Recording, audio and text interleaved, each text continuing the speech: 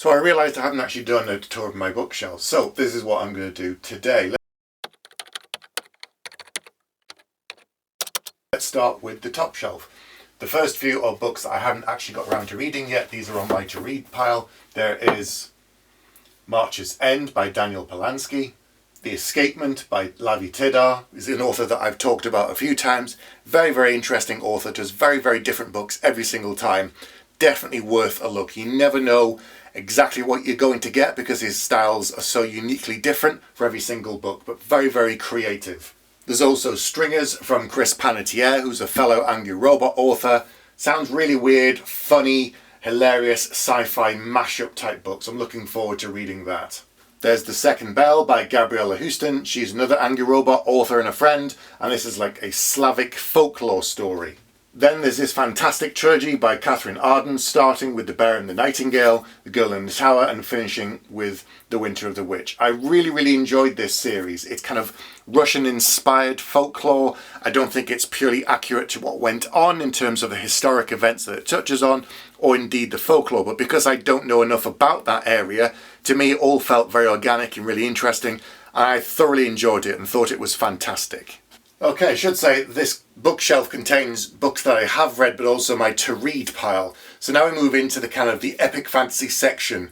And these are some of my favourite books, which is why they're on this bookshelf. There are other bookshelves in the house, and there's also a cupboard full of books that we have no space to actually display. I think there are about 500 books in that bookshelf. So I can only show a limited number of ones that I actually have that you see every time I do a video. So here are some of the ones that you can always see in the background. These first three are the Chronicles of the Raven by James Barclay, and he's a compatriot of David Gemmell, I would say. Very traditional epic fantasy that came out in the 90s. Fantastic covers, very, very simple, and they have some of the best design features, I think, for a paperback, which you don't really get. I haven't seen on a paperback in a long time. They actually have the sprayed edges to match the colour of the book, which at the time when it was coming out was kind of remarkable.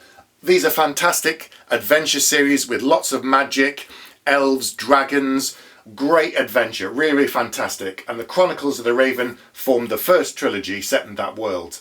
The next three books are Legends of the Raven, and as you can see, they've got the same kind of style of cover. This follows on from the previous trilogy, and the dialogue and the pacing and the prose is very familiar for those who've read any of my books. It's that kind of pacey, exciting, adventurous, lots of great stuff going on, larger-than-life characters, and James was definitely an inspiration on me and my work, and I've met him many, many times.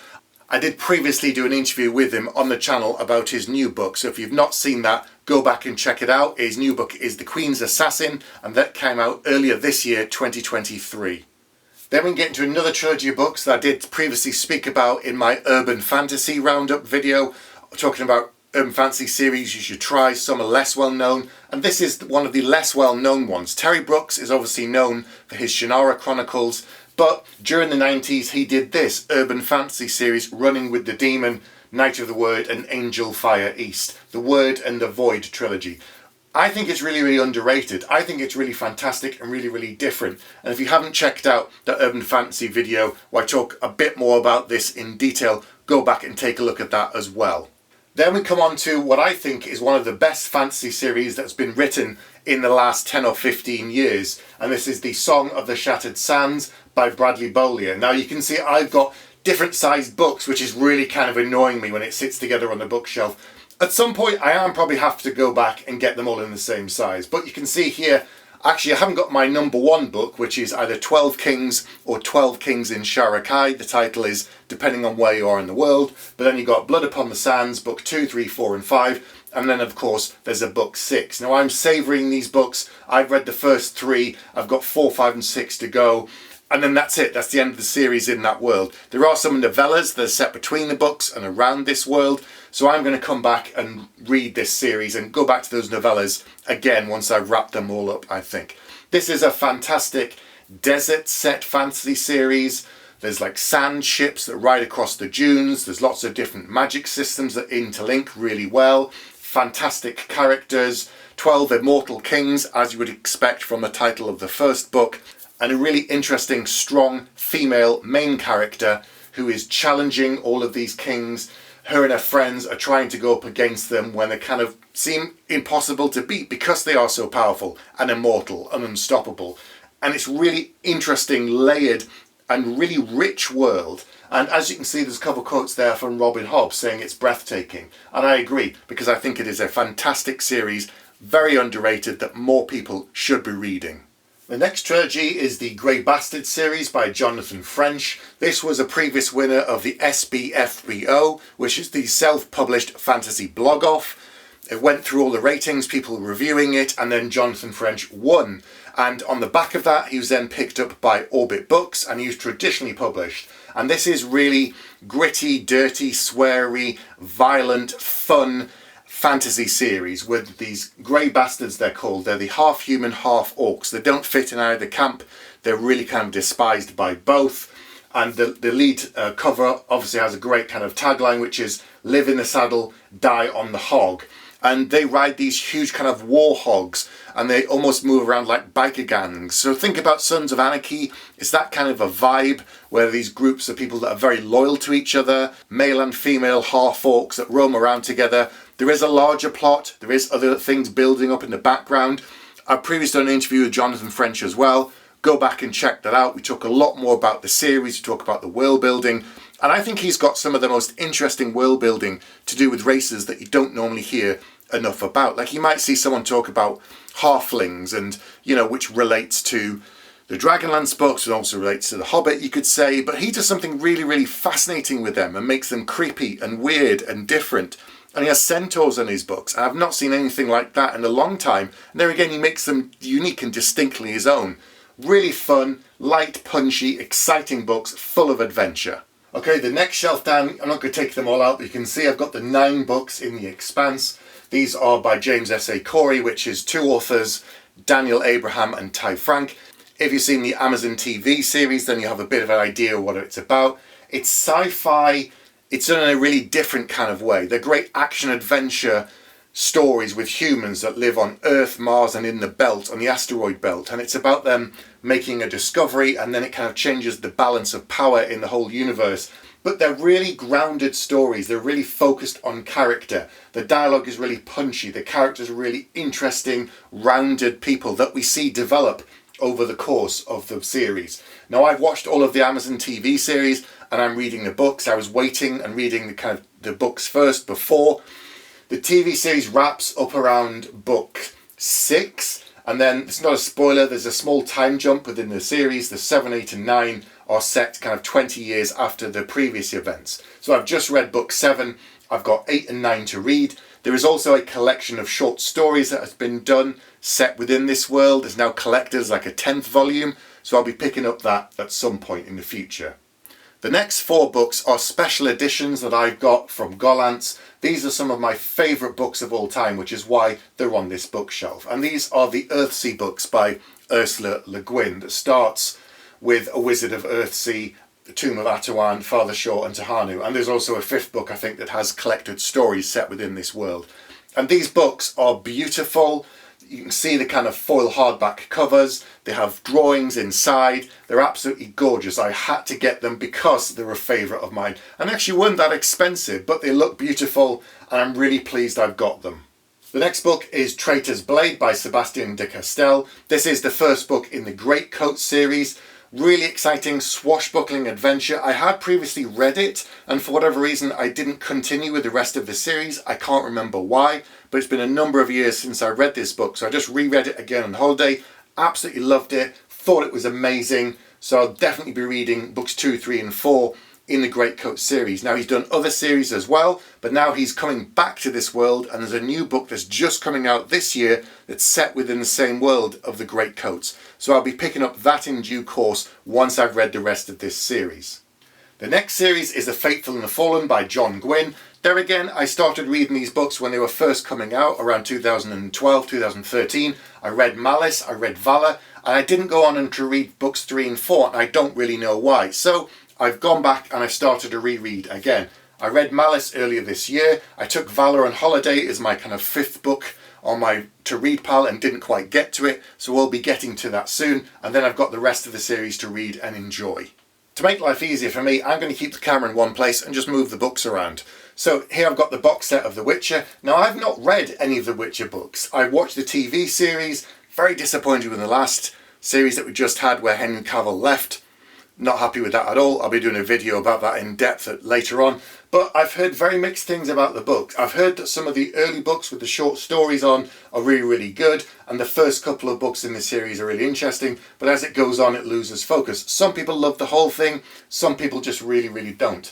So I'm going to be reading these in due course and taking my time. And I've got this beautiful box set. But one of the things I really don't like about it is that now it's got this thing saying now on Netflix with a sticker that will never ever come off. But fine, you know, I'm not going to look a gift horse in the mouth because somebody did actually get me this series. And it is a New York Times best-selling and international phenomenon, as you can see. And people love it. It's massive in Poland. He's as big as George Martin there. He's that kind of scale. And across Europe, he's very, very popular.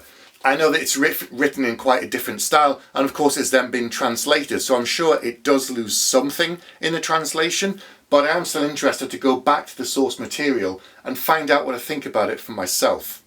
The next 3 books are by Christopher Ruocchio: Empire of Silence, Howling Dark, and Book 3, Demon in White. And this is the exciting science fiction epic series. Some people compared it to Dune, some people compared it to kind of Star Wars, and he describes it as science fantasy because there is a fantastic element to it. And honestly, I was quite intimidated because the books are quite chunky. There's 5 at the moment, book 6 is coming out, there's going to be a book 7, and when you're looking down the barrel of a brand new series and there is so much there, you think, oh, you know, do I really want to wade into it? If it's a shorter book, I'm more inclined to just dip in, have a go, see how I get on. But with this, I really wasn't sure. So I went with some reluctance into reading Empire of Silence, and I absolutely loved it. It's one of the best science fiction series I've ever read. Maybe because it doesn't have that heavy science fiction feel. It's very focused on the characters and the world building and the adventure side of it and the people. It's all about the people in it rather than explaining how the science works. Because there again, because it's science fantasy, it leans more towards the kind of Star Wars side where you don't need to explain everything to the nth degree of how light speed works or whatever. You just kind of go, okay, they need to get from A to B really fast, jump by light speed, great. It's not like that, but you get what I'm saying. This is a fantastic series. I can't wait to dig into book 3 very, very soon and churn through the rest of the series. The next 2 books are by Richard Swan, The Justice of Kings and The Tyranny of the Faith. The first 2 books in his trilogy, Empire of the Wolf.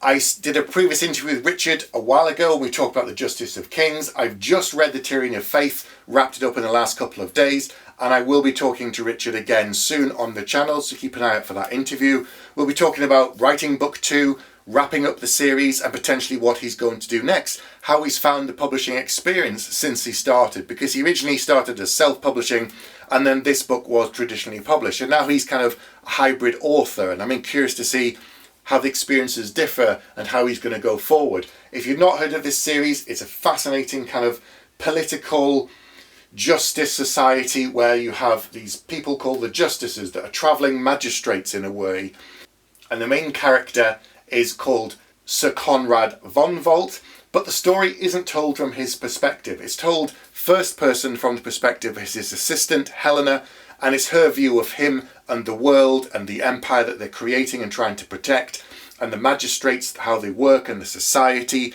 And she's just, come from a very small place and been thrown into this world, and seeing it through her eyes is really, really fascinating, because then we get to see a more faithful, perhaps a more honest impression of the different characters, including Sir Conrad himself, who's a very, very complicated character.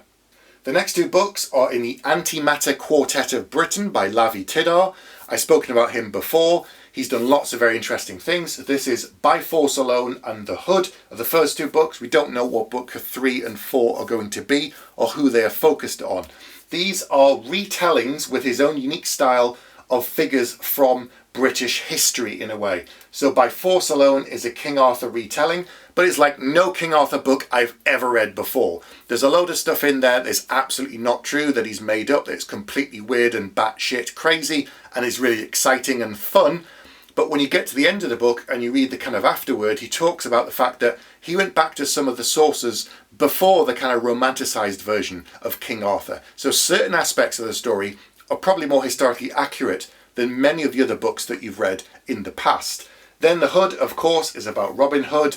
This one's a bit weirder. This one focuses a lot more on the folklore side and the different versions of Robin Hood and how people interpret him, and Little John and Friar Tuck and all the other things. There again, it wasn't what I expected. I didn't enjoy it as much as By Force Alone, but it was really, really unique. And I'm very curious to see what the next two books will be and who he focuses on, and which character he's going to choose is anybody's guess at this point. The next series is The Articles of Faith by David Ragg. We've got the Black Hawks and Righteous, Book 1 and Book 2 in this duology. He has now gone on to do a new trilogy in this world that started this year with The Hunters that has just come out, which I've picked up in hardback. And obviously Book 2 will be next year and so on. These are really funny, dark, exciting adventure fantasy series with an interesting cast of characters, as you can see on the front. There's a lot more going on under the surface. There's a lot of stuff there to think about. But if you're not looking for anything too deep, you can just read it as a great fun adventure story about this guy Chal, who isn't a hero, who isn't the best of anything, and he gets thrown in with this group of mercenaries, warriors essentially, that all come from very different backgrounds, and he's trying to manage expectations of the world, go along with them and their adventure, and just try and stop disasters. But he isn't particularly special in any particular way. He's very much an everyman. So it's a fascinating view into this world, into this character, and kind of commentary on this style of group of people going on an adventure and what happens to them and what's happening to the world as it develops with all of these quite big events in this series. The first book is quite lean, and the second book is like 700-800 pages, so it's quite a doorstopper by comparison. As you can see, the real difference between the two books here. The next three books are by really, really old, battered paperbacks of Dune, Dune Messiah and Children of Dune by Frank Herbert, the original first three books in that series. And these are super battered copies from the 1980s that I've read so many times. They're dusty, they're grimy. I do have a fantastic edition of Dune, and this is from the Folio Society in an amazing slipcase, but obviously that isn't my kind of reading copy. That has unique paintings in that were specially commissioned for the series and for the book by the Folio Society. They've just released a special edition of Dune Messiah, and I'm really looking at that and thinking, if anybody wants to buy me that, you know, as a gift for Christmas, I would love that. Thank you very much, because Dune is my favourite sci-fi book of all time, which was why I was so kind of nervous about reading Christopher Ruocchio's series. And everyone said it feels similar to that. There are some similarities because it has that kind of science fantasy aspect to it, but they're not similar in many, many other ways, except in terms of epic scope. So reading Ruocchio's series really was a fantastic adventure, and it was very refreshing to read something new that felt like Dune. And this is where it all started for me back in the 80s. Yes, I am that old. Then we come on to my Robin Hobb shelf, and this is the Realm of the Elderlings series, or saga in essence. I haven't finished it. I'm still reading them, and I'm also taking my time, because once I get to the end, I know that that's it. There are no books set within this world. So this is books 1, 2 and 3 of the Farseer trilogy, starting with Assassin's Apprentice on the left. I did have an old battered copy that was really beaten up. I've since replaced it because I had to have them matching on the shelves, because I'm just ever so slightly OCD in how they look, and I wanted them all to match, and they look fantastic. So this is the first trilogy set within this world that focuses on the main character, Fitz, who basically spans most of the series but not all of them. The next three books and the next trilogy set within that world are the Live Ship Traders trilogy. Now this isn't focused on Fitz, it's more of a pirate series. It's to do with the family and the different children in that family, what happens to them. One ends up being a pirate, one becomes a priest, and one does something else. They don't want to spoil it, but they transform massively over the series. Robin Hobb is phenomenal at character building. She's also phenomenal at breaking readers' hearts. That's kind of what she specialises in. All of her characters go through tough times. It's really kind of punishing for various reasons, the things that happen. But through that, we see they have phenomenal growth. And she is so good at showing how people change over time. Some, when they're put under pressure, crumble. Some rise to the challenge. Some go kind of dark side, if you like. And some will stick to their guns and keep fighting the good fight. And there's some very grey characters in there. Really fascinating. There are some overlaps with the first trilogy, not massively, but there are connective tissue for those who are paying attention. The third trilogy set within this world is the Tawnyman trilogy, which is about Fitz and the Fool. The Fool is a character that appeared in that first trilogy, and he exists throughout the kind of the world. And here again is focusing on Fitz. This is after that first trilogy with him, what's happened. It's also set after the Live Ship Traders as well. So they are chronological in that way, set within the same world. Fitz as the main character again, what's happening to him, what's going on in this next period of his life. Really interesting, really exciting. Dragons, monsters, all sorts of cool things, adventure, and there again, she's great at breaking hearts of readers and putting her characters through very difficult times.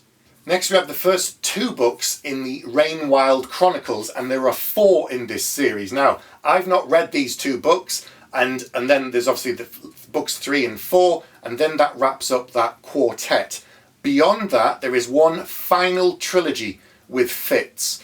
And once you've got to the end of that, that is it. There are no more books set within this world. So this is now why I'm taking my time. I've only got 7 more books. And I've heard from some people this series isn't as good, but other people say it's their favourite. So I'm really kind of torn and not sure what it's going to be like, but I'm interested to get into it. So I'll probably start Dragon Keeper next year, and I'll definitely read these first 2 books next year for sure, but I don't think I'm going to race through the rest, because I enjoy them so much, and it's kind of a great book to have in autumn or winter, where you can just kind of curl up on the fire, sit on the sofa under a blanket and just enjoy it with no distractions. The next 2 books on the shelves are actually books 2 and 3 of a trilogy. I can't find my book 1. I'm going to have to go back through the shelves and look for it. But the first book is The Incorruptibles, book 2 is Foreign Devils, and book 3 is Infernal Machines by John Horner Jacobs. And these are a great fantasy western, I would say, where people do have guns and ride horses, but there are demons and there are dragons and there are steamboats, and the bullets in the guns are driven not by necessarily gunpowder, but by little kind of devils and imps, and there's lots of creepy things around the edges, and there were dwarves, and there is these things that are kind of like savage elves roaming the wild. Really interesting, really good world building, really kind of punchy prose, absolutely fascinating. The other book that I've got by him is a collection of 2 cosmic horror novellas that some people kind of say are Lovecraftian, but you get the idea. And it's actually too big to go on the shelf, which I'll show you. There you go. It's A Lush and Seething Hell. Really interesting, really dark, really kind of creepy, the kind of stuff that will creep up on you as you're reading it or later on and make you feel slightly uncomfortable, the kind of awful sense of dread as you go along. So if you like that kind of story, I will definitely check out A Lush and Seething Hell. Yay for box sets, makes this next part really easy and we get through the shelves a lot faster. So this is of course the collection of The Dark Tower by Stephen King. You can see there are the 7 books, but also the 8th book in the middle, which is The Wind Through the Keyhole. Now it came in that order in the box set, and some people have told me to read it in that order. Some people have said to read The Wind Through the Keyhole at the end, so I'm not sure, but I've currently read books 1, 2, books 1 and 2. I read The Gunslinger a long time ago, probably when it first came out, and there again, there's just so many books you don't get time to get through everything. So I've now come back to it, I've read the drawing of the 3, I'm interested to go on the rest of the series, and I know out of Stephen King books, this is his least popular in terms of whenever he does a talk or an event and he says to people who's read The Shining or you know, The Green Mile or whatever it might be, or The Stand, and lots of people put their hand up, and then he asks how many have read The Dark Tower, and there's just not nearly as many, because it is a kind of dark western with supernatural elements, and some people just are into that. They want the kind of more straight, creepy books when they come to him. So this bridging almost that fantasy western gap, almost a little bit like the John Horner Jacobs books, they're just not nearly as interested, where this sounds exactly like my kind of thing.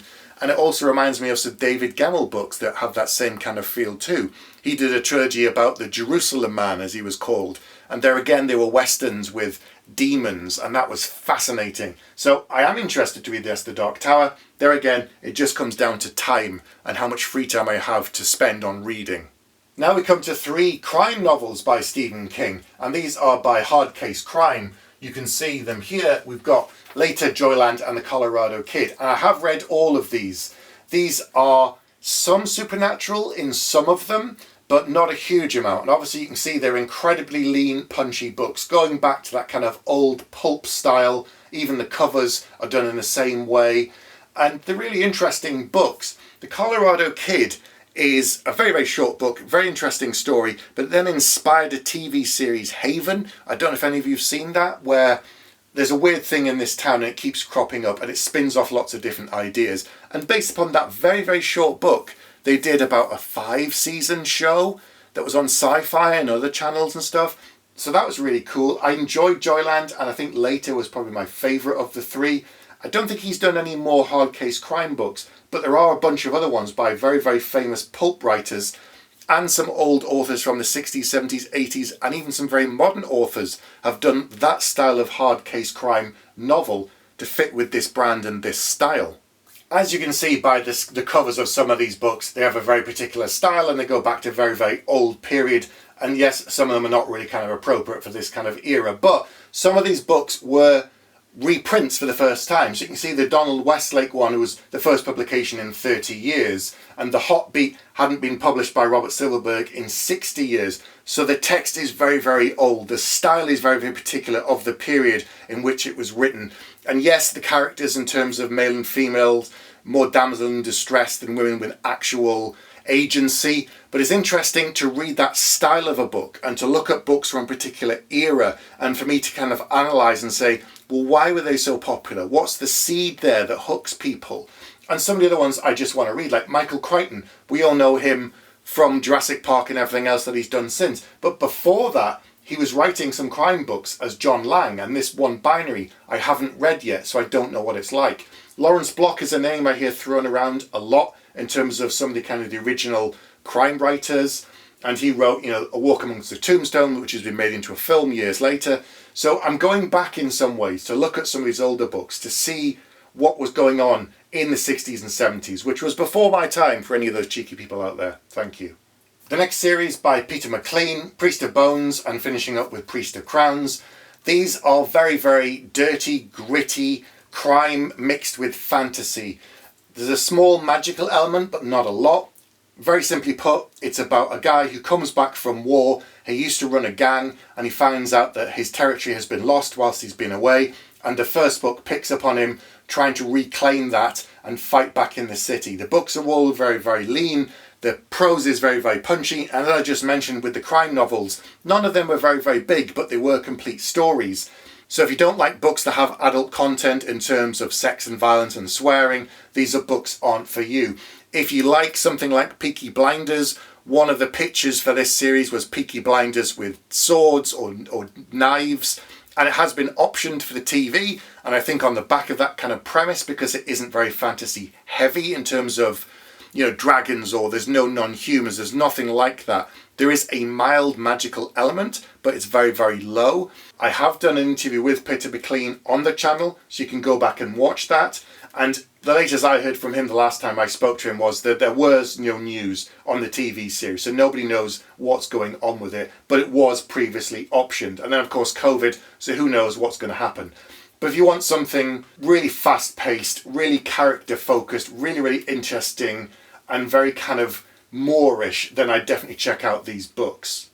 The final trilogy on this shelf is Draconis Memoria by Anthony Ryan. I have read the first book of this trilogy, really, really enjoyed it. Obviously you can see the dragons on the front cover. It's not a spoiler to say that in this world dragons exist. There are other powers, but what they've basically done is there are different types of dragon, and they've distilled them down into a way that if someone imbibes the blood of different coloured dragons, it has a different magical effect, or seemingly magical effect, upon the person. Only some people can use it, not everybody, and the different powers obviously have different benefits.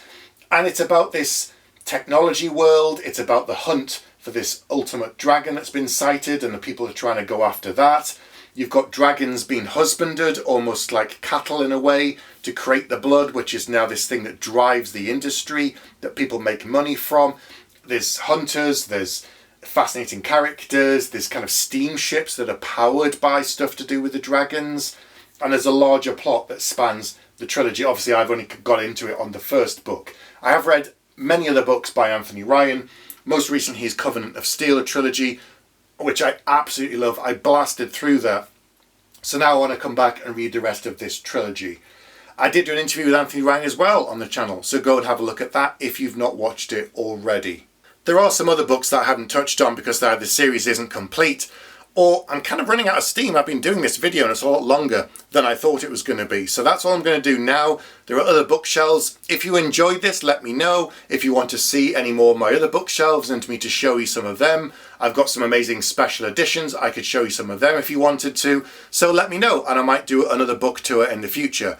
But that's it for today. I'll be back very soon with another video.